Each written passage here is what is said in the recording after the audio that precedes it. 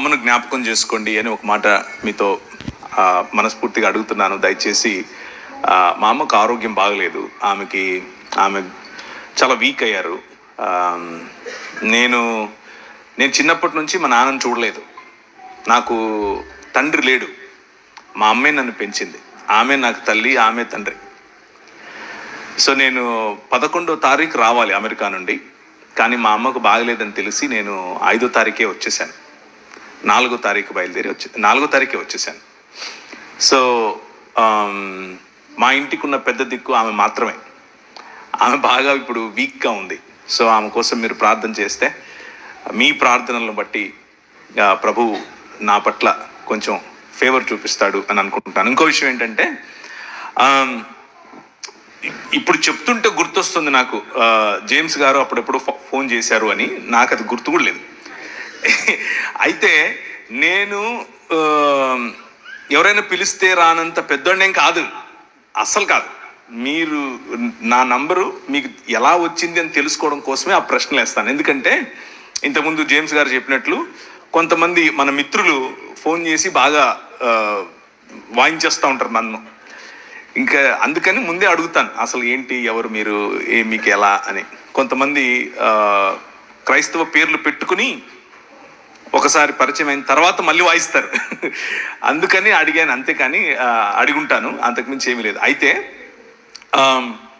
నాకు జేమ్స్ గారికి నేను అభినందనలు తెలియజేయాలనుకుంటున్నాను ఈ ప్రశ్న జవాబులకు వెళ్ళటానికి ముందు. ఏంటంటే, ఆయన పడిన శ్రమ, ఆయన మీదకి వచ్చిన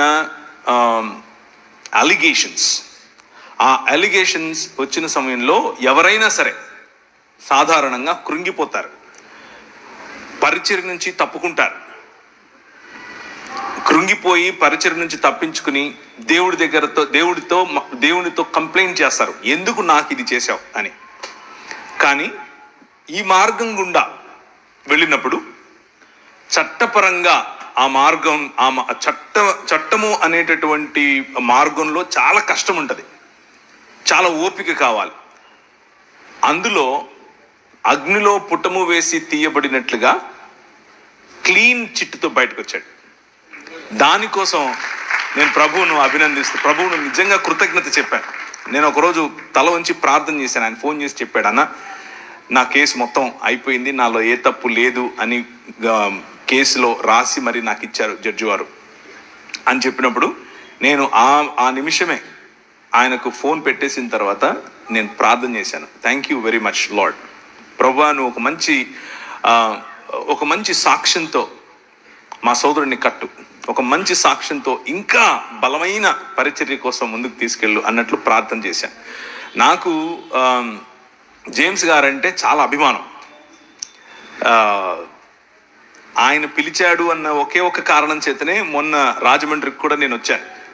యాక్చువల్గా నేను ఈ మీటింగ్కి రావటానికి కర్నూలులో ఉన్న చెల్లం అండ్ సుజాత వాళ్ళు నాకు చెప్పారు, ఆ మాట నిజమే. కానీ దానికంటే ఎక్కువగా